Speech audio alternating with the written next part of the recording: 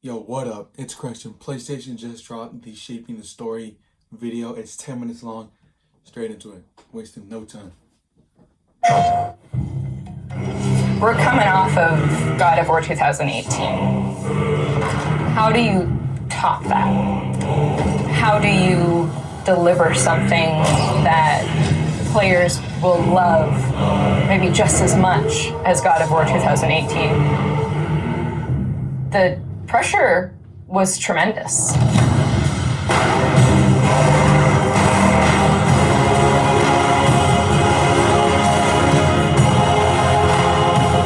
My name is Ariel Angelotti, and I am the senior producer for narrative. My name is Richard Gobert. I'm the story lead for God of War Ragnarok. I'm Jody Kupsko, and I'm the supervising dialogue designer. It's my job to shape the story along with our writing team, our narrative director, and game director. As a producer, it's my job to help build a team to create that content, to own the schedule and realizing that content. I oversee the dialogue production throughout the entire titles. Every line of dialogue that you hear, every human vocalization and effort and grunt, our team touches. So I'm a man now, like you? No. We are not men. We are more than that. The responsibility is far greater. In the story of God of War 2018, we find Kratos seemingly having turned over a new leaf in the Norse lands.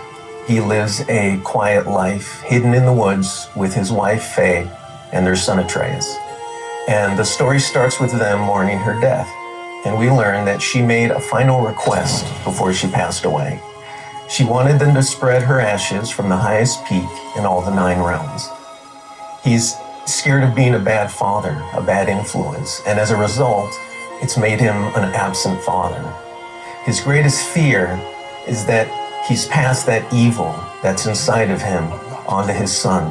You are too quick to temper. You are rash, insubordinate, and out of control.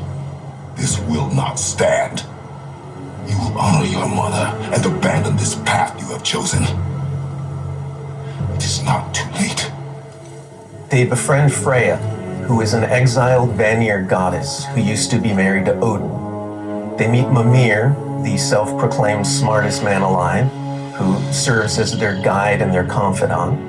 And they meet the Holdra brothers, Brock and Sindri, who are world-class weaponsmiths who end up their main source of upgrades and equipment. Now, among the enemies they make are the Aesir gods, whose leader is none other than Odin, someone we never meet in God of War 2018, but who casts a very long and dark shadow over the 9 realms. There are consequences to killing a god! Why? How do you know? How do you know? After many adventures, Kratos and Atreus end up fulfilling Mom's wishes, and over the course of that journey, they find out more about each other and about themselves, and finally find a common ground between them. They become the close family unit that Faye hoped that they would become. In God of War Ragnarok, we fast forward a few years, and little Atreus is now a teen, and they're back to hiding out in their home in the woods in Midgard. During the course of the previous game's events, they were forced to kill Odin's grandchildren, Magni and Modi, the sons of Thor. Thor does a lot of the lion's share of Odin's dirty work, and as a consequence, he's a very violent, unstable personality. At the end of the last game, they were also forced to kill Balder, the son of Odin and Freya, and that has its own set of consequences. He was a very powerful chess piece for Odin, one that Odin is incredibly bitter about losing. Really? Freya has vowed vengeance against them for the killing of her son. Kratos and Atreus didn't want to kill him. They were friends with Freya. But Balder tried to kill her in front of them, and Kratos had no other option in the moment but to kill him to save Freya's life, even though it meant losing Freya's friendship. I will parade your cold body from every corner of every realm and feed your soul to the vilest filth in hell. That is my promise. He saved your life. He robbed me of everything.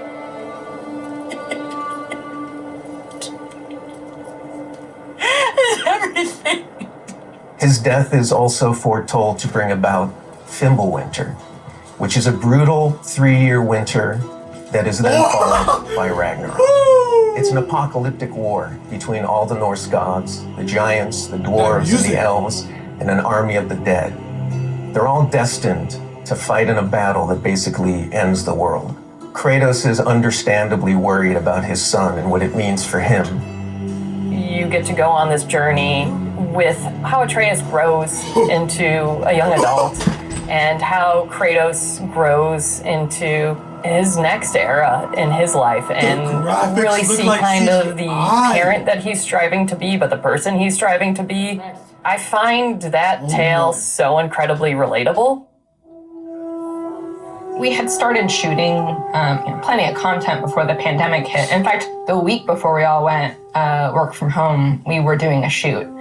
I remember being on and off that set, running back to the office and having to talk to studio leadership about what was going down and how this was going to impact us moving forward. And those were trying times. For us, it was a very unique challenge because we had to bring in actors and we had to record them. And so we had to look at different ways of adapting our typical motion capture process and dialogue recording process so we can continue production and continue at the quality that we wanted for our players and our fans. We had some actors stand in for other characters, actors who were already, who were like core to one of the scenes, might just be able to play a background character in another scene to be able to avoid a situation where too many people were on set on any given day. We avoided compromising the story that we were trying to tell as a result of the pandemic and these limitations that we had to deal with. There were no cinematics that we changed. We still have the same characters in them in the final game. We just had to get a bit creative with how we shot the content. Our actor for Atreus, Sonny, is a teenage boy, and his voice changed dramatically throughout the several years on this title. I don't want to fight anyone. I just want answers. We had to go in and even out that performance so it sounds like it took place over a short period of time. That was a unique challenge on this one. The prophecies say Fimbulwinter leads to Ragnarok. War is coming. Whether the Norse saga was going to be a trilogy or just 2 games was something we debated a lot. There were obviously pros and cons for either approach. So we waited for Cory Barlog to weigh in, and he did, and he said, let's do it in 2. The consequence to that is, how do you wrap up the story in one game and do Ragnarok justice? How do we lead up to that and then have a big moment at the end of the game and wrap up all those loose threads? This game is bigger than what we initially envisioned. There's a lot of important story moments that we needed to cover. There are more characters that we follow the threads of. And ultimately, it ends up feeling big and epic because there is a lot there for people to enjoy. I am very excited for folks to see this final chapter. Me too, A bro. lot happens. Me too. We put our characters through the ringer, but we also bring them closure and we provide answers to a lot of the questions the first game posed. Just all of the new combat that we're doing and the new interactions. Stopped him. There's a lot of stuff that's happening in this title that I think people are going to have fun with. Bro. We all have our own personal Ragnaroks to deal with. And this story is about how you process that, how you own it, and how you make it a part of yourself and grow from it. I mean, we set some stuff up at the end of last game. There's going to be some consequences this game. We're going to see how things play out between Freya and Kratos. We're going to see how the evolution of the family relationship continues. You got Brock and Sindri, the dwarves, who are kind of part of your makeshift family now. And there's going to be some other characters that we introduce that maybe going to disrupt the balance a little bit. I can't wait until players get their hands on the game, are able to experience how the story unfolds for themselves. We have, I think, an incredibly well-rounded game. Very satisfying combat, beautiful and rich environments to explore, outstanding character art, a lush and moving soundtrack and soundscape, It's the work of hundreds of very dedicated artists, and they all have their own stories to tell.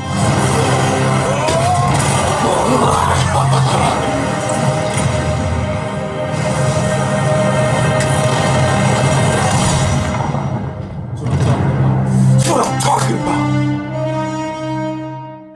Oh my goodness, dude.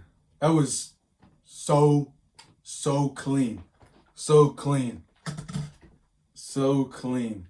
Yeah, they were giving a recap on the story, talking about how they wrote it, why they wrote it, and Corey, how he actually was one of the final heads that decided we're making this 2 games, not 3, which that's crazy. Like, that's how much of an impact Corey still has. I mean, obviously that fool he's killing it.